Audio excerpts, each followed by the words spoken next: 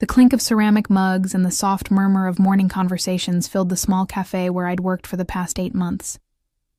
Sunlight streamed through the windows, catching dust particles that danced in the golden beams.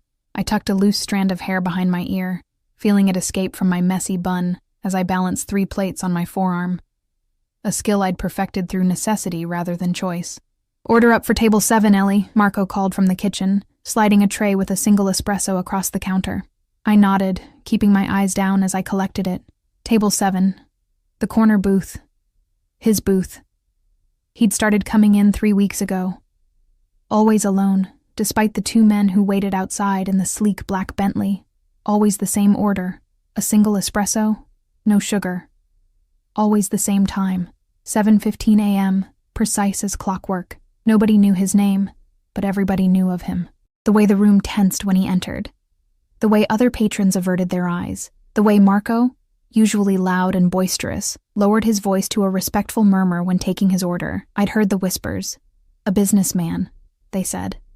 But businesses don't typically require armed guards or instill that particular brand of fear that makes the air feel electric. I steadied my breathing as I approached his table, the fine china cup rattling slightly against the saucer in my trembling hands. "Don't spill. Don't spill. Don't. Thank you," he said as I set down his espresso, his voice a low rumble that somehow cut through all other sounds in the cafe. I made the mistake of looking up. Dark eyes, almost black, met mine. They didn't match the polite words. Cold, assessing, like he was cataloging every detail of my face and finding me unremarkable. He wore a charcoal gray suit that probably cost more than 6 months of my rent. A crisp white shirt with silver cufflinks catching the light. His black hair was cut short at the sides, longer on top, a hint of silver at the temples that added distinction rather than age. A heavy signet ring adorned his right hand, gold with some kind of crest I couldn't make out. "You're new," he stated, though I'd served him every day for weeks. I've been here for a while, sir," I replied, hating the stammer that always betrayed my nerves. A dismissal. I was invisible again. I retreated quickly, bumping into an empty chair and nearly losing my balance. My face burned with embarrassment as I heard a soft chuckle from his direction. Great. Now I was entertainment. The morning rush kept me busy, refilling coffees, clearing tables, taking orders. I barely noticed when he left, only registering the folded bills beneath his cup. Always too much, a tip that exceeded the cost of his espresso several times over. I never understood why. Perhaps the excess was as meaningless to him as I was. I was wiping down tables during the mid-morning lull when my sleeve rode up, exposing the small tattoo on the inside of my wrist. A delicate constellation of stars forming Cassiopeia. I'd gotten it 2 years ago, a reminder of nights spent with my father on our apartment rooftop, learning the stars through his old telescope before the cancer took him. Before everything fell apart, the bell above the door jingled, and instinctively I tugged my sleeve down. The cafe was mostly empty now, just a couple in the window seat, and an elderly man with his newspaper. I turned, customer service smile ready, and froze. He had returned. The man from table 7. This time he wasn't alone. One of his guards flanked him, bulky in a dark suit that barely contained his shoulders, eyes hidden behind sunglasses despite being indoors. But it wasn't the guard that made my heart stutter in my chest. It was the intensity in the man's gaze as it locked onto me. "You," he said, and the single word carried the weight of a command. Marco appeared beside me, wiping his hands on his apron. "Sir, how can we help you?" "Your usual table. I need to speak with her." His eyes never left mine, and I felt pinned in place like a butterfly on display. "I'm working," I managed, voice barely above a whisper. "Take a break," he replied. Not a suggestion, but an order. Marco looked between us, confusion and concern warring on his face. "Ellie, you can use the back office if you need to talk." Traitor, I thought, but nodded stiffly. What choice did I have? I led the way to the small office, heart hammering in my chest, palms damp with sweat. The room was barely large enough for a desk and 2 chairs, stacks of invoices and schedules covering every surface. I heard the door close behind me and turned to find him standing too close. his presence filling the tiny space and making it hard to breathe. "Your wrist," he said. I blinked, confused. "Excuse me?" "Show me your wrist." Instinctively, I clutched my left arm to my chest. Protective. "Why?" Something dangerous flashed in his eyes. "Please." The word was polite, but the tone left no room for refusal. Slowly I extended my arm and pulled back my sleeve, revealing the constellation. His sharp intake of breath was audible in the quiet room. Long fingers reached out, hesitated, then gently turned my wrist to see the tattoo more clearly. His touch was unexpectedly warm against my skin. "Cassiopeia," he said, voice rough with an emotion I couldn't identify. "Yes." I swallowed hard. "How did you—" "What's your name?"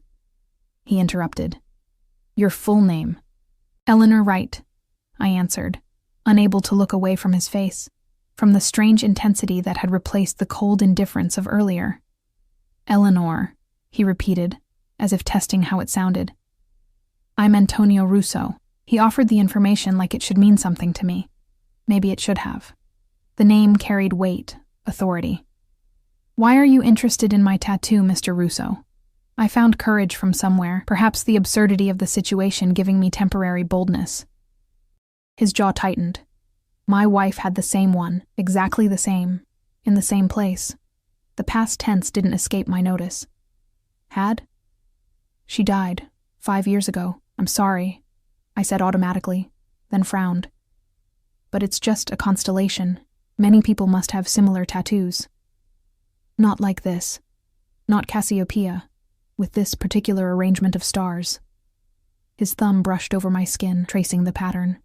"She designed it herself." I pulled my hand away, unease crawling up my spine. "That's impossible. I designed this. It's based on how the constellation looked the night my father died." Antonio stepped back, eyes narrowing as he studied my face with new interest. "How old are you, Eleanor?" 25, I answered, increasingly bewildered by this strange interrogation. Something shifted in his expression. Calculation, suspicion, I couldn't tell. "Where are you from originally?" "Chicago, but I don't see how." "And your parents?"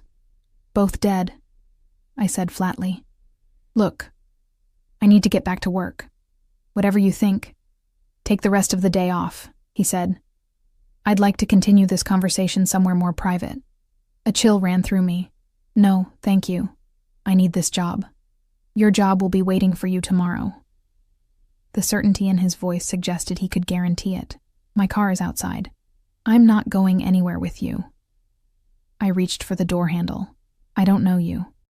His hand shot out, not to grab me, but to press against the door, keeping it closed. He wasn't touching me, but the barrier of his arm made me acutely aware of how much larger he was, how much stronger. "Please," he said, and this time the words sounded genuine. "I just want to talk. About the tattoo. About some other coincidences that I find concerning."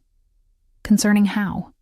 My voice had dropped to a whisper. 5 years ago, my wife was killed in what was supposed to look like an accident.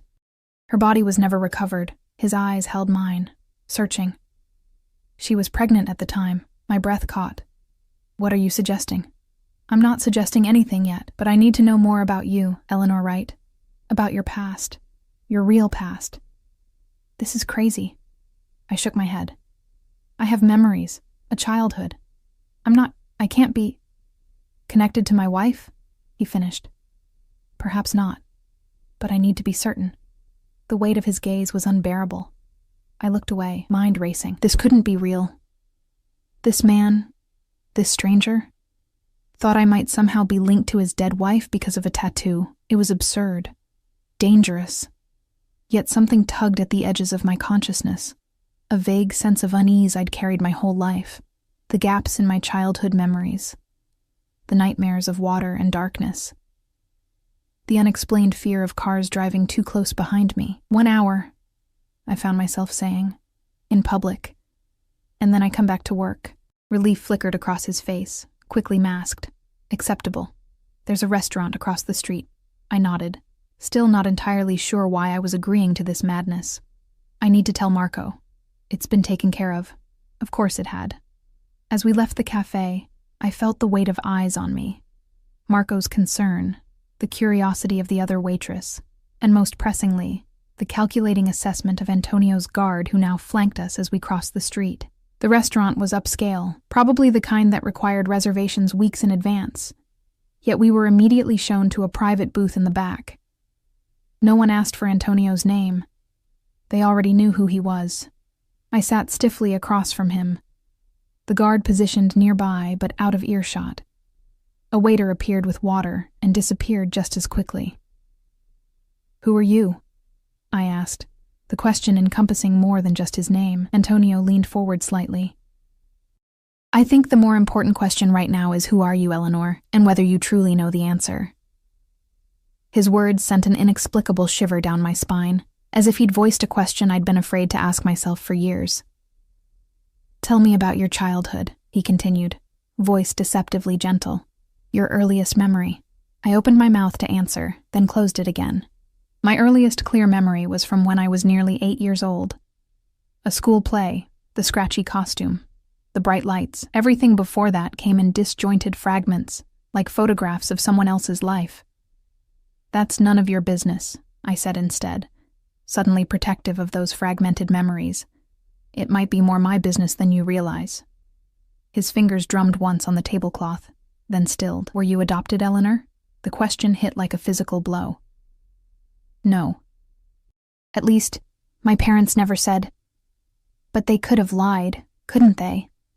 The thought had occurred to me before, in quiet moments when I'd studied my reflection and seen nothing of either parent looking back at me. "What was your mother's name?" he asked. "Grace," I answered automatically. "Grace Wright." "And what did she look like?" I started to answer, then faltered. I could remember her voice, her laugh, the smell of her perfume. But her face? It was blurred, indistinct, like a photograph left too long in the sun. Antonio watched the confusion play across my features, his expression darkening. "Someone has gone to great lengths to hide you, Eleanor. The question is why?" The restaurant around us faded to background noise as Antonio's words sank in. "Hide me? From what? From whom?" My hands trembled as I reached for the water glass, nearly knocking it over. "You're scaring me," I admitted, hating the vulnerability in my voice. "Good," Antonio replied, not unkindly. "You should be scared. Fear keeps us alert, keeps us alive." He signaled to a waiter who appeared instantly. "Bring us coffee. An espresso for me and—" He looked at me questioningly. "Just water is fine," I said, but he shook his head slightly. "A latte for the lady, with an extra shot." The waiter nodded and disappeared. Antonio's eyes never left my face, studying me with that same unsettling intensity. "Tell me about the accident," I said, needing to break the silence. "The one with your wife." Something flashed in his eyes, pain, quickly masked by anger. "It wasn't an accident. It was made to look like one." His voice dropped lower. "A car ran her off the road near Lake Michigan. The vehicle went into the water. By the time my men arrived, there was nothing left but some debris floating on the surface." I shivered despite the warmth of the restaurant. "I'm sorry." "Her name was Sophia," he continued, as if I hadn't spoken. "We had been married for 3 years. She was 5 months pregnant with our first child." His hand clenched into a fist on the table. "A daughter." The waiter returned with our coffee, moving silently and efficiently before retreating again. I wrapped my hands around the warm mug, needing something to ground me. "Why are you telling me this?" I asked, though a terrible suspicion was beginning to form in the back of my mind.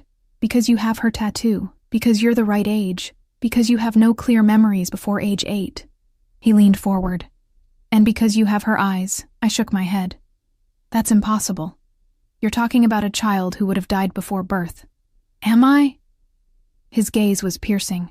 "No body was ever recovered, Eleanor. Not Sophia's, not the baby's." "So you think what? That your wife survived, gave birth to me, and then—" "What?" The scenario was too absurd to even complete.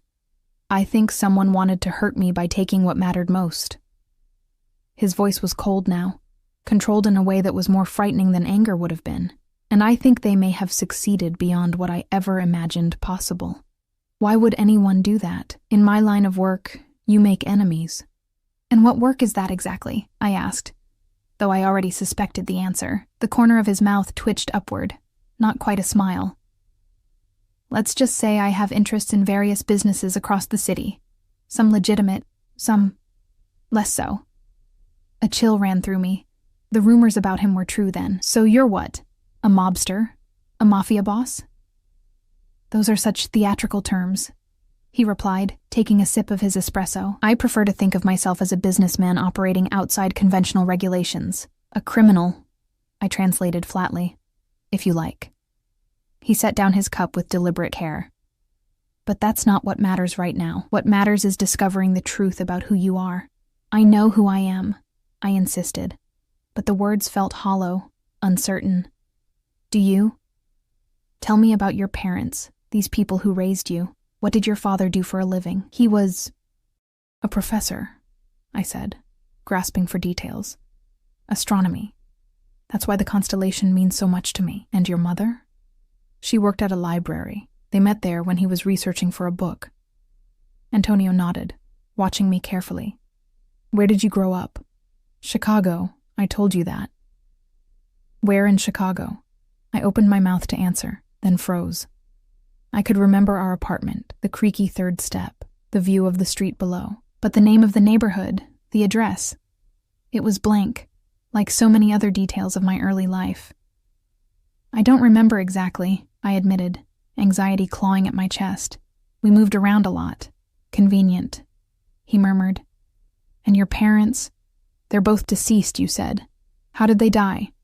My father had cancer. He died when I was 15. That memory was clear, painfully so. The hospital smell, the hollows beneath his eyes, his hand growing cold in mine. My mother, there was a car accident 3 years ago. Antonio's expression sharpened. A car accident? Like the one that supposedly killed my wife? That's just a coincidence, I said, but doubt crept into my voice. I don't believe in coincidences, Eleanor. Not in my world. He reached into his jacket and produced a small photograph, sliding it across the table. This was Sophia. With trembling fingers, I picked up the photo. A beautiful woman with dark hair smiled back at me, her hand resting protectively over a slightly rounded stomach. She stood on a terrace overlooking a garden, the sunlight catching the gleam of a delicate gold necklace around her throat. And on her wrist, clearly visible, a constellation of stars, Cassiopeia, identical to mine. But what made my breath catch wasn't the tattoo. It was her eyes, dark brown with a distinctive ring of amber around the pupil, exactly like the eyes I saw in the mirror every morning. This doesn't prove anything, I whispered, unable to look away from the photograph. It's just a strange resemblance. There are tests we could do, Antonio said quietly, DNA tests that would tell us conclusively. I placed the photograph back on the table, pushing it toward him. And if they're negative? If this is all just some bizarre coincidence? Then I'll apologize for disturbing you, compensate you for your time, and we'll never speak again. His tone was matter of fact, but something in his eyes told me he was already convinced. And if they're positive, if by some impossible scenario I am somehow related to your wife, Antonio's expression hardened. Then someone has committed a crime against my family, against you, and they will answer for it. The quiet menace in his voice sent a shiver down my spine. This wasn't a man who made idle threats. I need to think, I said, feeling overwhelmed. This is all too much. Of course. He reached into his pocket and placed a business card on the table. My private number. Call me when you're ready to talk again. I stared at the card but didn't take it. What if I don't call? What if I just want to forget this conversation ever happened? Something dangerous flashed in his eyes. That wouldn't be wise, Eleanor. Not for your safety. Are you threatening me? I asked, anger finally breaking through my confusion. I'm trying to protect you, he countered. If I've figured out who you might be, others could too. Others who might wish to use you against me. I don't want any part of whatever this is. I gestured vaguely between us.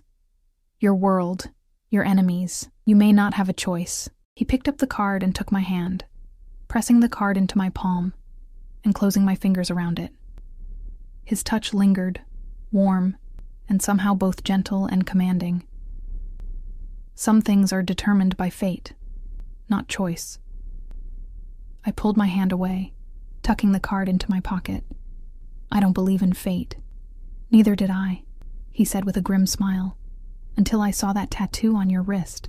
As if summoned by his words, one of his guards appeared at our table, leaning down to murmur something in Antonio's ear. His expression darkened instantly. "We need to go," he said, standing abruptly. "Now." "What's wrong?" I asked, alarmed by the sudden change. "One of my associates has spotted a car circling the block. The same car has passed by 3 times in the last 15 minutes. His eyes were cold, calculating. It could be nothing. Or it could be someone watching us. Fear shot through me. Watching us? Why? I told you. In my position, you develop enemies. He gestured to his guard. Victor will take you back to your apartment. Don't go to work tomorrow.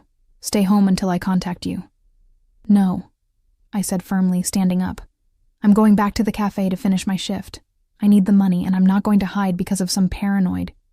This isn't a negotiation, Antonio cut me off, voice low and dangerous. If there's even a chance you're connected to Sophia, I'm not taking risks with your safety. You can't control my life based on a theory, I argued. I don't even know you. Something softened briefly in his expression. You may know me better than you realize, Eleanor. He nodded to Victor. Take her home. Ensure she arrives safely. Then keep watch on the apartment until I send a replacement. Before I could protest further, Antonio had moved toward the exit, another guard materializing to flank him. Victor looked at me expectantly, his expression impassive behind dark sunglasses. I can find my own way home, I said stubbornly. Mr. Russo's instructions were clear, Victor replied, his voice surprisingly gentle for such an imposing man. Please don't make this difficult. Exhaustion suddenly washed over me. This day had veered so far from normal that I no longer had the energy to fight. Fine, but I need to tell Marco I won't be finishing my shift. Victor nodded.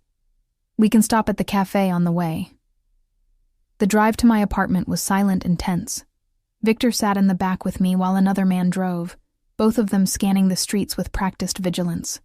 I stared out the window, mind racing. None of this made sense. The tattoo, the resemblance to Antonio's wife, the gaps in my memory. It was like pieces from different puzzles, none of them fitting together properly. My apartment building looked shabbier than usual as we pulled up in front of it. The peeling paint and cracked steps, a stark contrast to the luxury of the sleek black car. Victor insisted on walking me to my door, checking each room of my tiny one-bedroom apartment before pronouncing it secure. I'll be outside, he said, heading toward the door. All night? I asked incredulously.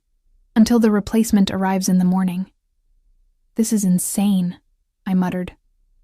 I'm not who he thinks I am. Victor paused, studying me for a moment. Mr. Russo doesn't make mistakes about important things.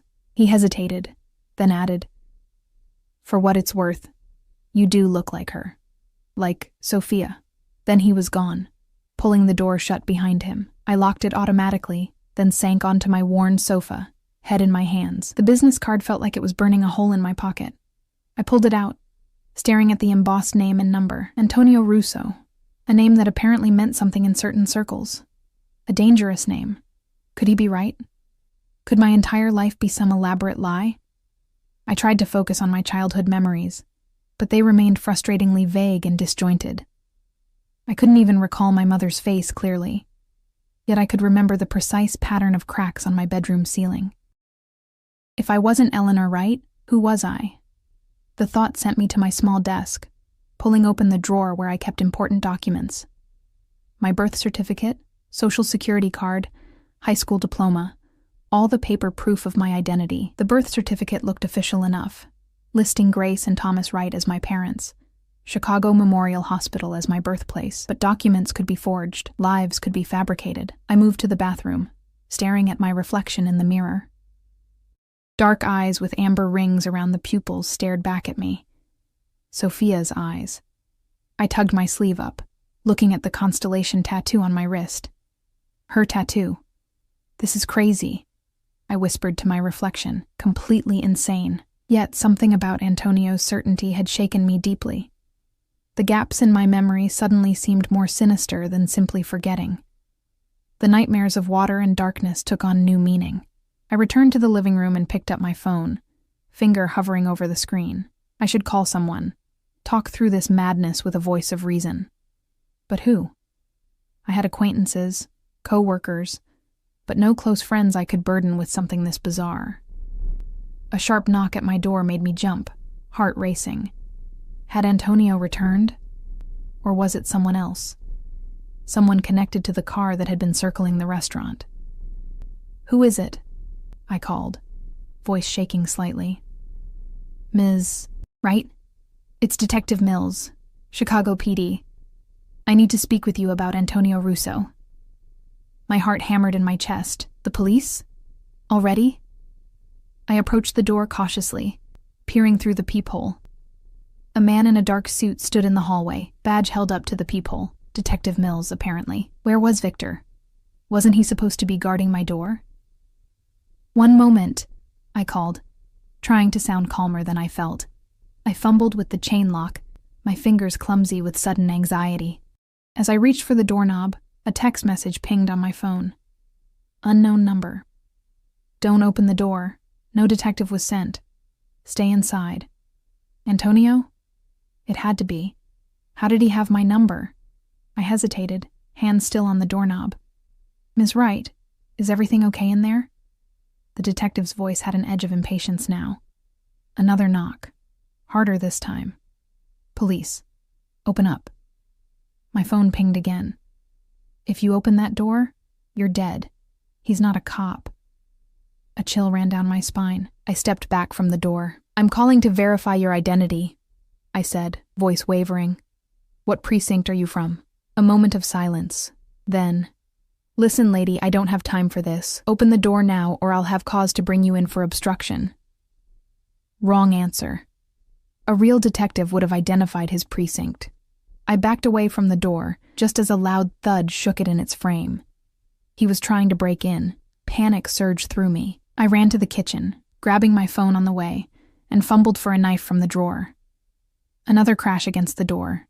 The wood splintered around the lock. My phone pinged again. Bedroom window. Fire escape. Now. I didn't stop to think. Clutching the knife and my phone, I sprinted to the bedroom, yanked open the window, and climbed onto the fire escape just as I heard the front door give way with a sickening crack. Heavy footsteps stormed through my apartment. "Where are you, bitch?" Not even pretending to be a cop anymore. The metal of the fire escape was cold under my bare feet. I hadn't even thought to grab shoes. I clambered down as quietly as I could, the rusty steps creaking beneath my weight. 2 flights down, 1 more to go. A face appeared at my bedroom window above. There she is. I abandoned stealth for speed, practically sliding down the last flight. As my feet hit the alley pavement, a black SUV screeched to a halt at the entrance. The passenger door flew open. Antonio leaned across the seat. "Get in! Now!" I hesitated for a split second, knife still clutched in my hand. The man from my apartment was now on the fire escape, descending rapidly. Antonio, or the fake detective? The devil I barely knew, or the one I didn't know at all? I chose Antonio, diving into the SUV just as a gunshot cracked through the air. The bullet pinged off the vehicle's frame as Antonio pulled me fully inside, and the driver floored the accelerator. "Are you hurt?" Antonio's hands were on my shoulders, his eyes scanning me for injuries. I shook my head, too breathless to speak, adrenaline making my entire body shake. The knife slipped from my grip, clattering to the floor of the SUV. "What about Victor?" I gasped, suddenly remembering his promise to guard my door. Antonio's expression darkened. "We found him unconscious in the stairwell. He'll live, but he's got a nasty concussion." "Who was that man? What did he want?" My voice rose with panic. "Breathe, Eleanor," Antonio commanded, his hands moving from my shoulders to frame my face, forcing me to look at him.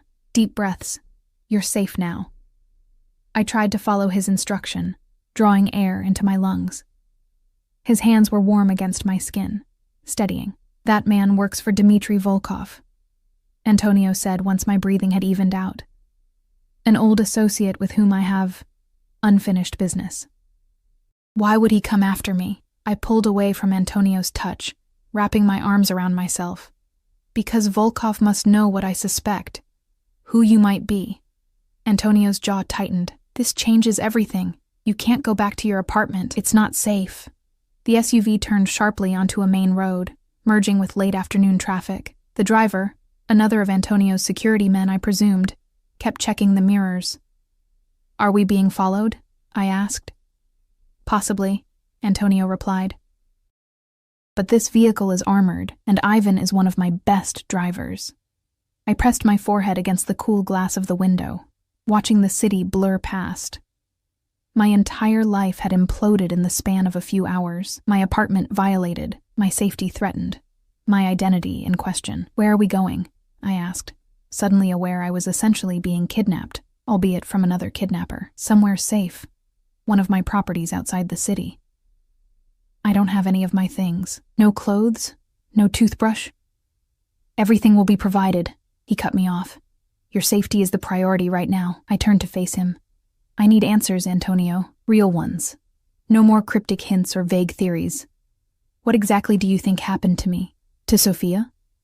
Something like respect flickered in his eyes at my directness. Fair enough. He leaned back in his seat. 5 years ago, Sophia was supposedly killed by Volkov's men. Her car went into the lake.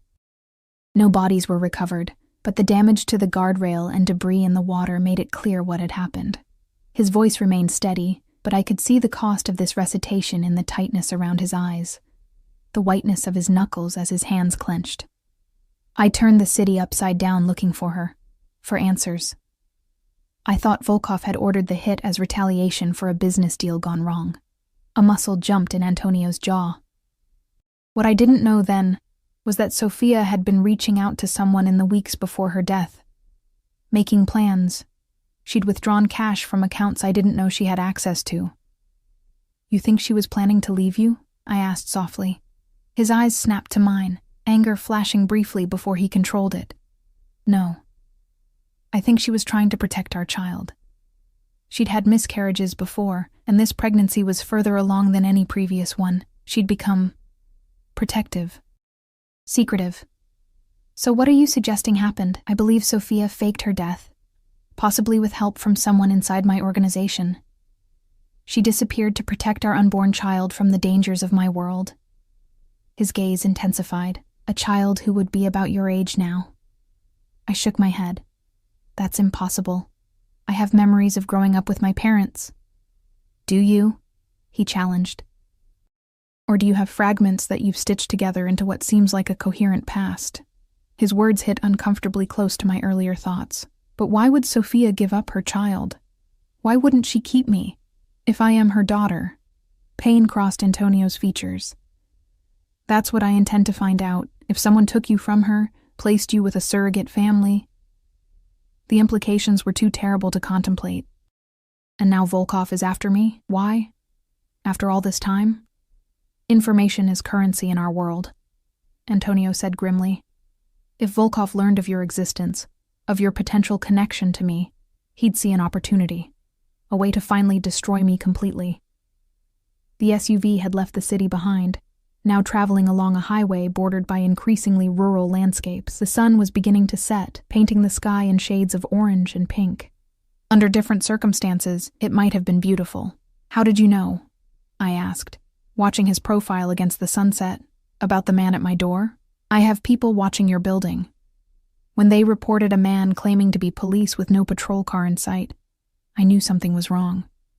He glanced at me. I shouldn't have left you there with just Victor. It was a miscalculation. You couldn't have known. I should have. In my position, I can't afford to make mistakes. His voice hardened. Especially not with you. The possessive edge in his tone sent a shiver down my spine, not entirely from fear. There was something about Antonio Russo that affected me on a level I didn't understand. A pull. A connection that seemed to transcend our brief acquaintance. If his theory was correct, was it some kind of biological recognition? Daughter to father? The thought was too strange to contemplate. We drove for another hour in relative silence. I watched the landscape change from urban to suburban to rural, trying to process everything that had happened. Occasionally, Antonio would speak quietly to someone on his phone, rapid Italian that I couldn't understand. Finally, the SUV turned down a long, wooded driveway. Security gates opened automatically as we approached, closing behind us. Trees lined the driveway, obscuring whatever lay ahead, until we rounded a final curve and the house came into view. House wasn't the right word. It was an estate, a sprawling stone mansion set on manicured grounds, with a circular fountain in front and soft landscape lighting illuminating the approach. "Welcome to my home," Antonio said, as the SUV pulled to a stop at the front entrance. "You'll be safe here." The enormity of my situation hit me anew. I was miles from the city, from anything familiar, alone with a man who might be my father, or might be a dangerous criminal mastermind, or both. "How long do you expect me to stay here?" I asked, not moving to exit the vehicle. "Until I'm certain the threat has passed. Until we have answers." He studied my face. "I understand this is difficult, Eleanor. But it's necessary.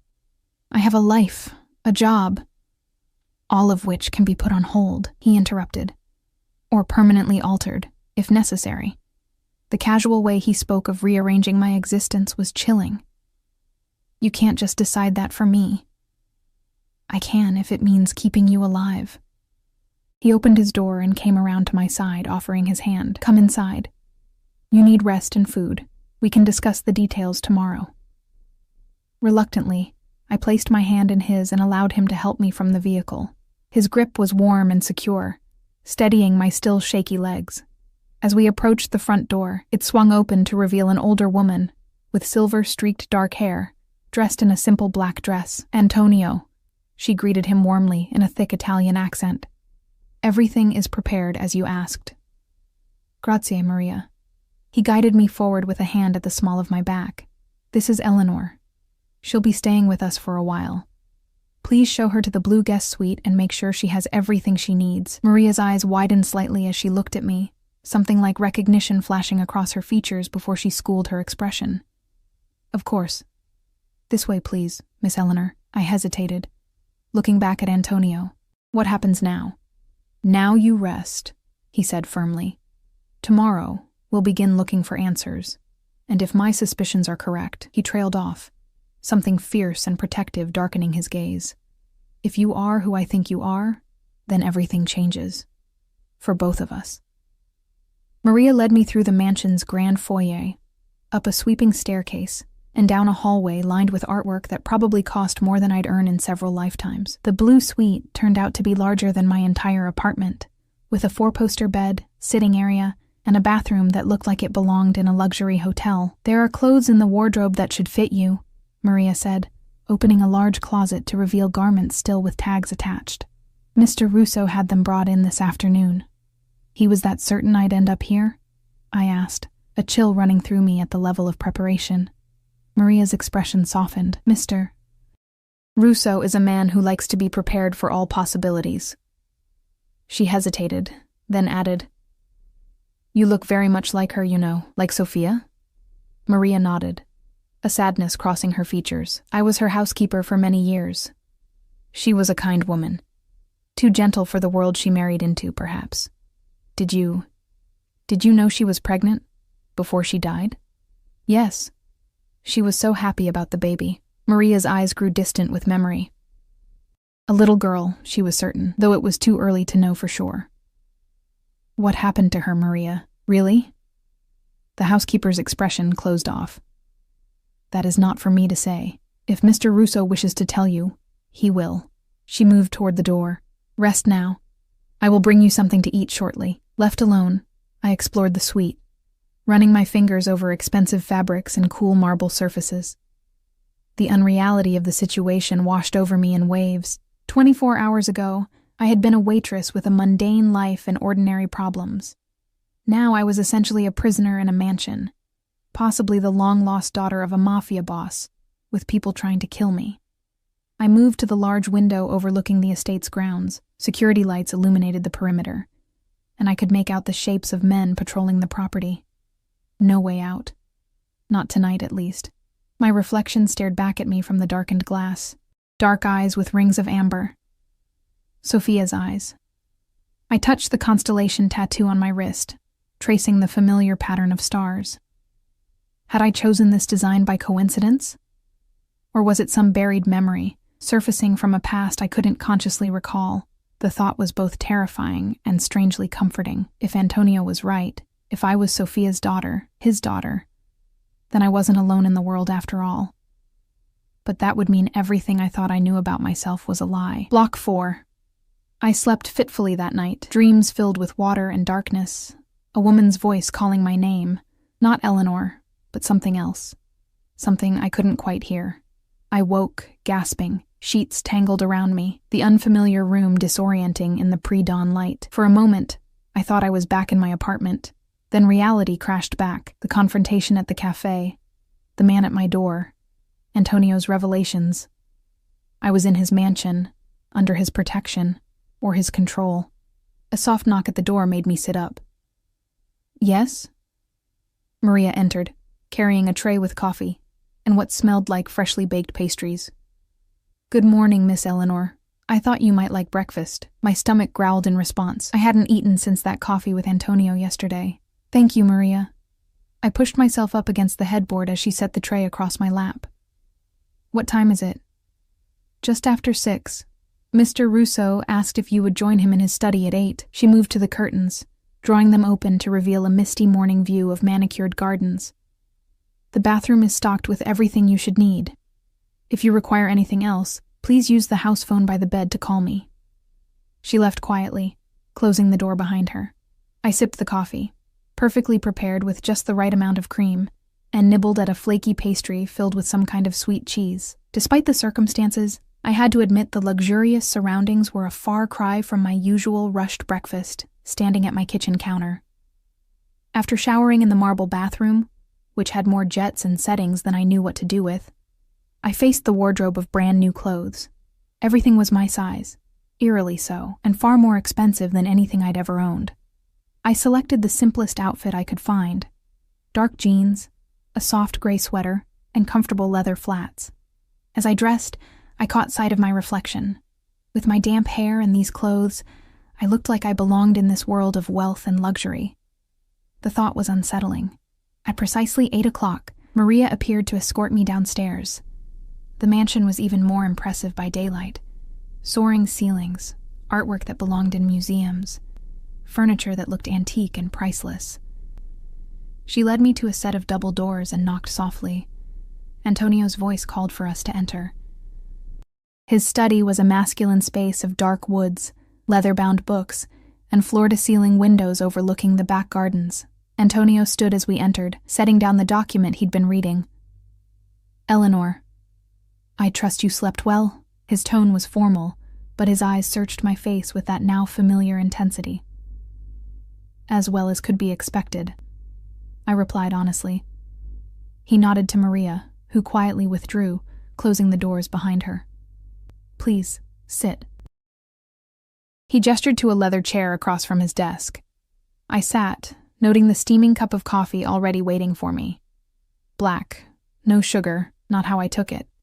Sophia's preference, perhaps? I've taken the liberty of having a doctor come to the house this morning, Antonio said without preamble. For the DNA test. My hand tightened around the armrest. You don't waste time. In my experience, waiting rarely improves a situation. He studied me for a moment. Are you opposed to the test? Was I? Part of me wanted to know the truth, whatever it was. Another part was terrified of having my entire identity upended. If the test shows I'm not related to you or Sophia, what happens then? I asked instead of answering directly. Then I offer my sincere apologies for the disruption to your life, provide compensation for your trouble, and ensure you're safely returned to the city. His tone was businesslike, but I detected a note of something like dread at this possibility. And if it's positive? If I am? I couldn't bring myself to say, your daughter. Antonio leaned forward, elbows on his desk. Then we find out exactly what happened 5 years ago. Who took you from Sophia? Who placed you with the rights? Who has been lying to both of us? His voice hardened. And they will pay for it. The cold certainty in his tone sent a shiver down my spine. I'm not sure I want to know. Maybe some things are better left buried. Is that what you truly believe? His gaze was penetrating. That living a life built on lies is preferable to a difficult truth. Put that way, it sounded cowardly. I just mean that finding out might put more people in danger. The Wrights, if they weren't my biological parents, they still raised me, cared for me. Or they were complicit in your abduction. I shook my head vehemently. No. Whatever else might be true, they loved me. I'm certain of that. Antonio's expression softened slightly. Then perhaps they were unwitting participants. But regardless, I intend to discover the full truth.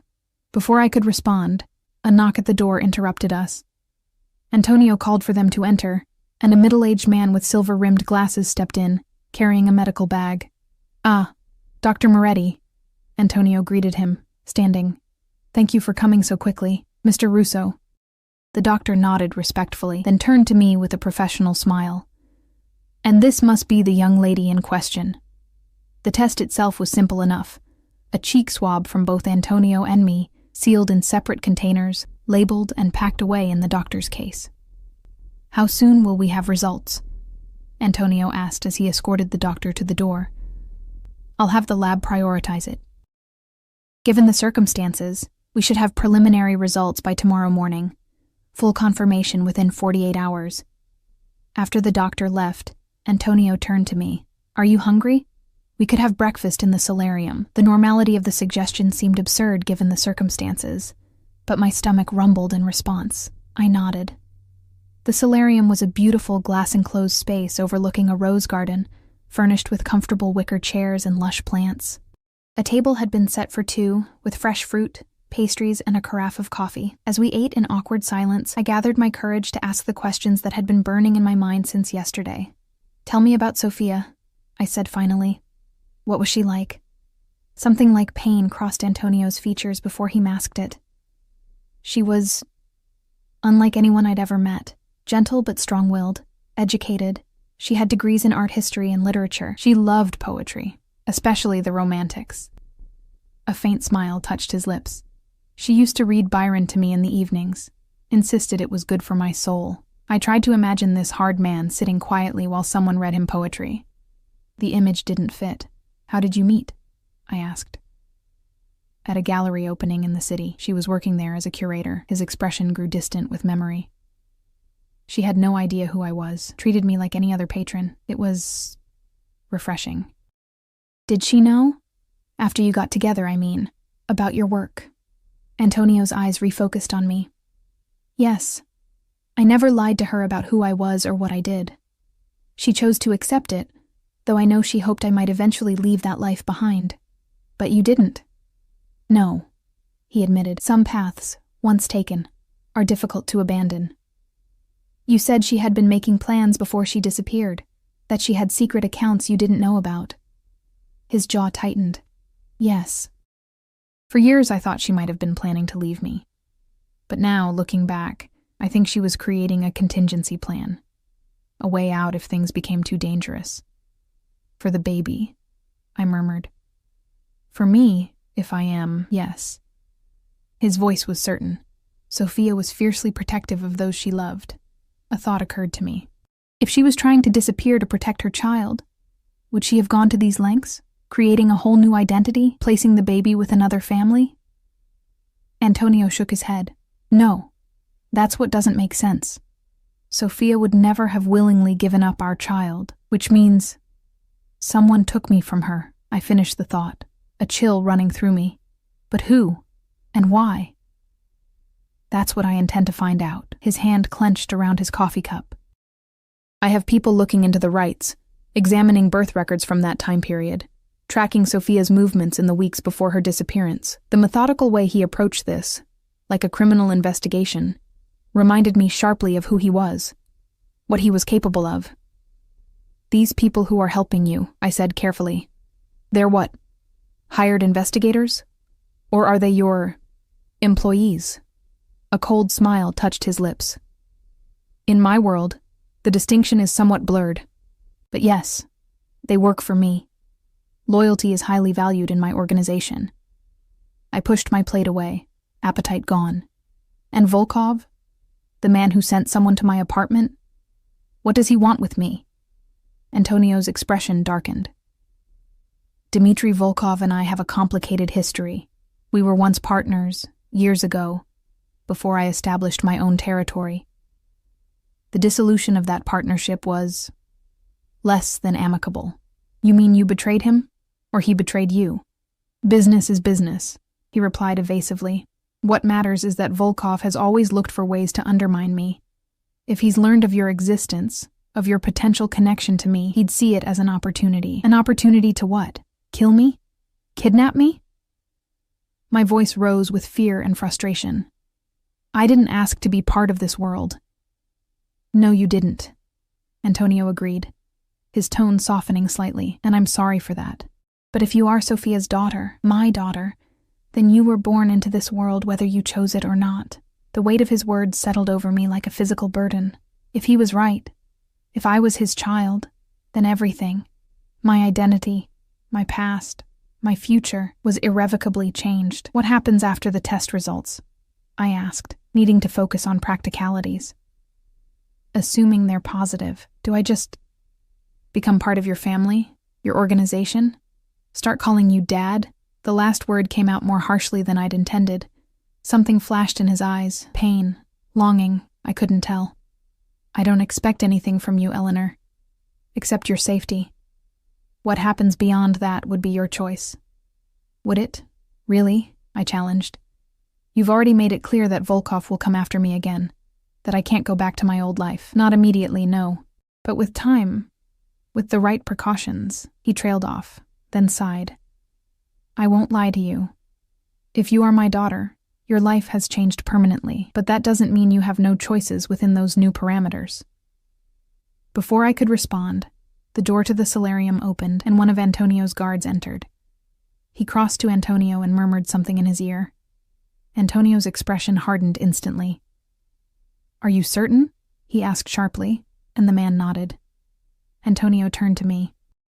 I need to handle something. Maria will show you around the grounds if you'd like some fresh air, but please don't leave the property. It isn't safe. He stood, already pulling out his phone. I'll find you later. After he left, Maria appeared almost immediately, as if she'd been waiting nearby. Would you like to see the gardens, Miss Eleanor? The roses are particularly beautiful this time of year. The estate grounds were stunning, acres of manicured lawns, formal gardens, and what looked like a small orchard in the distance. But I couldn't appreciate their beauty, not with the weight of uncertainty pressing down on me. Maria sensed my distraction and mostly left me to my thoughts as we walked, only occasionally pointing out a particular plant or feature. Security men patrolled discreetly along the perimeter, their presence a constant reminder of my situation. Not quite a prisoner, but certainly not free. Maria, I said as we paused by a fountain, how long have you worked for Antonio? Almost 20 years now, she replied.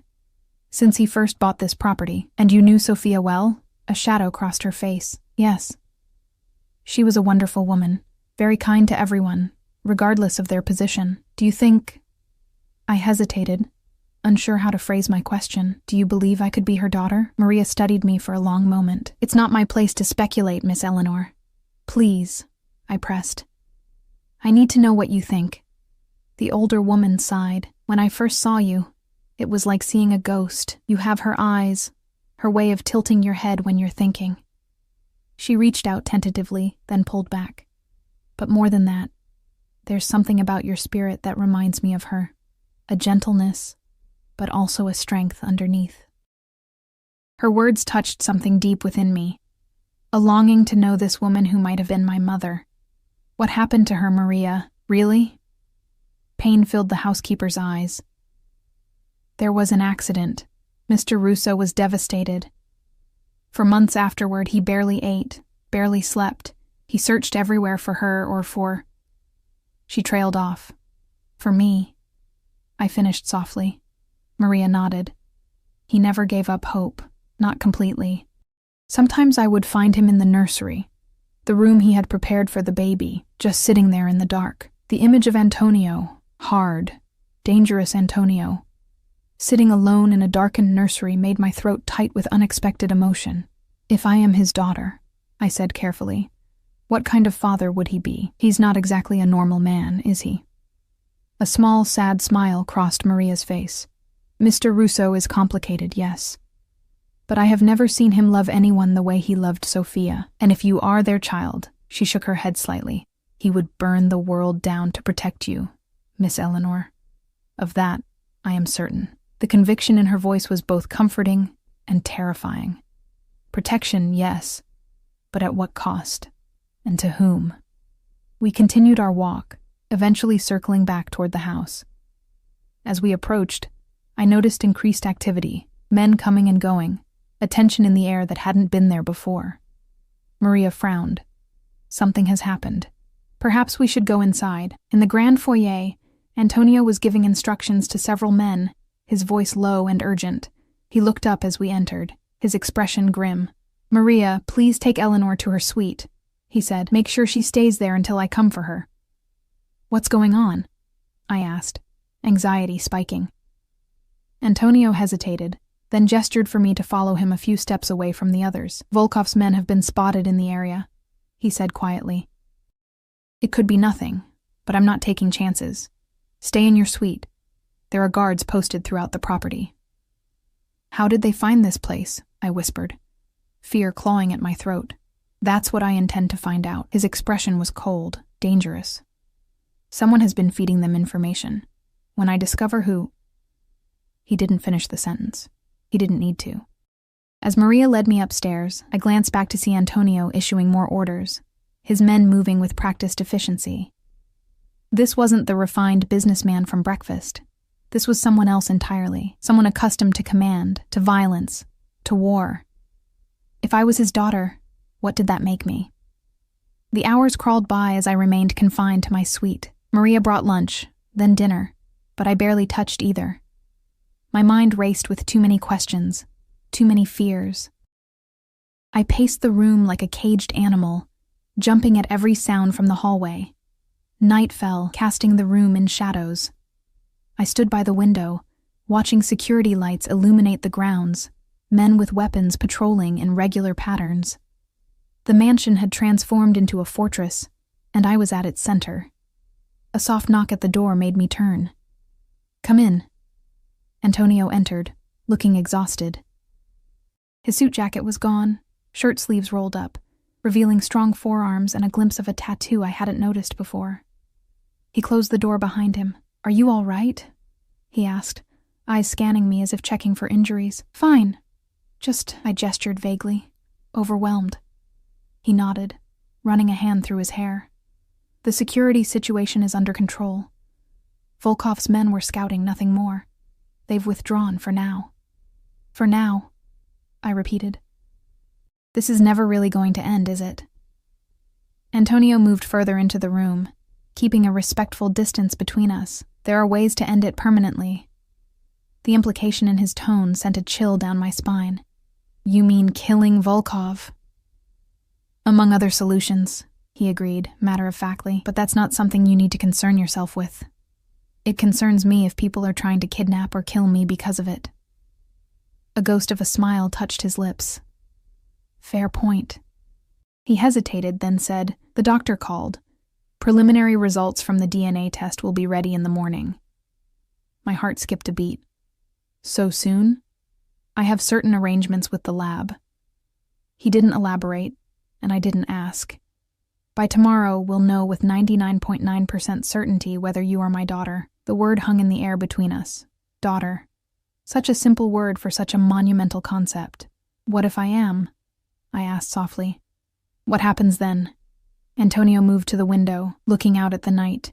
His profile was sharp against the darkness. Then everything changes. You would have your rightful place in my family, my protection, access to resources you've never imagined.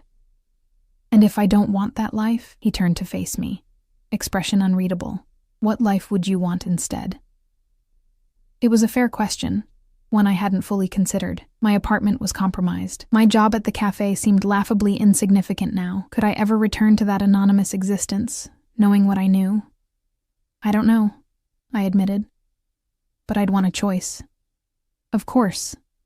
He seemed almost hurt that I'd think otherwise. I would never force you into a role you didn't want, but your safety would be non-negotiable. Meaning what, exactly? Security personnel, a new identity perhaps, financial support. He listed these life-altering changes as casually as someone might discuss a grocery list, at minimum. I sank into an armchair, suddenly exhausted. This is all so surreal. Antonio hesitated, then sat in the chair opposite me. I know this is overwhelming. For what it's worth, I never expected this either. After Sophia died, after I thought she died, I resigned myself to being alone. There was raw pain in his voice, so at odds with his controlled exterior that it caught me off guard. For the first time, I saw him not as a threat or a mystery, but as a man who had lost everything he loved. Tell me more about her, I said quietly. About Sophia. His eyes met mine, surprised by the request. Then his expression softened. She loved music. Classical mostly, but she had a weakness for 80s power ballads that she thought I didn't know about. A faint smile touched his lips.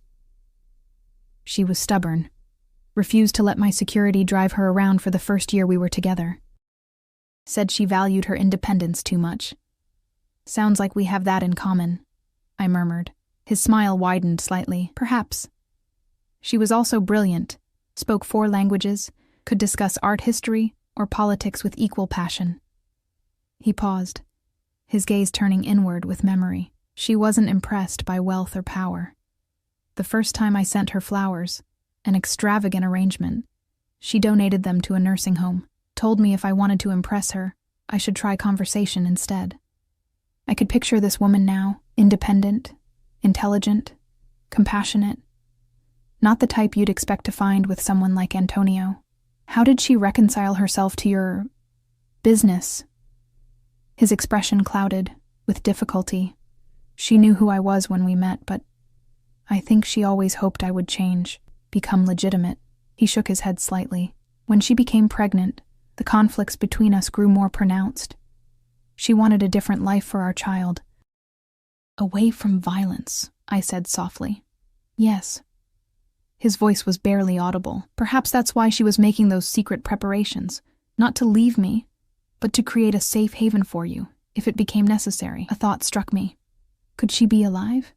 If the accident was staged, if someone took me from her, could Sophia still be out there somewhere? Pain flashed across Antonio's features. I've considered that possibility. For years I searched. He shook his head. If she were alive, she would have found a way back to me. Or at least, she would have searched for her child. Unless she believed her child had died too, I thought but didn't say. The possibility was too painful to voice. A heavy silence fell between us. Through the window, I could see clouds passing across the moon, casting shifting shadows on the grounds below. Tomorrow, Antonio finally said, standing. Tomorrow we'll have answers, or at least, the beginning of them. He moved toward the door, then paused, looking back at me with an expression I couldn't read. Regardless of what the test shows, I will ensure your safety. You have my word on that. After he left, I sat motionless for a long time, watching the moonlight and shadows play across the floor. So much had changed in such a short time. The person I'd been just days ago, Eleanor Wright, waitress, orphan, unremarkable, felt like a stranger now. But who was I instead? Sophia's daughter? Antonio's heir? Or someone else entirely? Someone I hadn't yet discovered. Sleep evaded me that night. I lay awake, mind churning with possibilities, with fears, with hope. When dawn finally broke, I was already dressed and waiting, perched on the edge of a chair, watching the phone that sat silent on the bedside table. The knock, when it came, startled me despite my anticipation. Antonio entered without waiting for a response, his face grave, a folder in his hand. The results? I asked, my voice barely a whisper. He nodded once, crossing the room to stand before me. Would you like to see for yourself? I stared at the folder he extended toward me, my hand trembling slightly as I reached for it. Such a small thing to contain such life-altering information. Opening it, I scanned the medical terminology, the charts and percentages, until my eyes found the conclusion at the bottom of the page. Probability of paternity, 99.9998%. The room seemed to tilt around me. I gripped the arms of the chair, trying to steady myself. "It's true," I whispered. "You are my father." Antonio's expression remained carefully controlled, but his eyes betrayed him. Relief, vindication, and something that might have been joy flashed there before he composed himself. "Yes," he said simply. A strange sensation washed over me. Not quite relief, not quite dread, but something in between. The confirmation of what we'd suspected didn't bring the closure I'd hoped for. Instead, it opened a door to more questions. "If you're my father and Sophia was my mother, then who were the Wrights?" I asked, voice steadier than I felt. "Who raised me for 25 years and why?" Antonio sat in the chair opposite me. "I've had people looking into that. Thomas and Grace Wright were a real couple. Childless. He was indeed an astronomy professor at Northwestern. They both died when you believed they did. So my memories of them are real? Yes, but incomplete. They adopted you when you were approximately 3 years old, not as an infant as would be expected." The revelation hit me hard. 3? But that would mean that you lived somewhere else first, with someone else. His jaw tightened, possibly with Sophia, for a time after the staged accident. "Then what happened to her?" My voice cracked. "If she survived the accident, kept me for 3 years, why would she give me up?" Pain flashed across Antonio's features. "I don't know. But I intend to find out." I stood abruptly, needing to move. "This is too much. All of it." Antonio remained seated, watching me pace. "I understand this is overwhelming, but now that we know the truth about our connection, we can face whatever comes next together."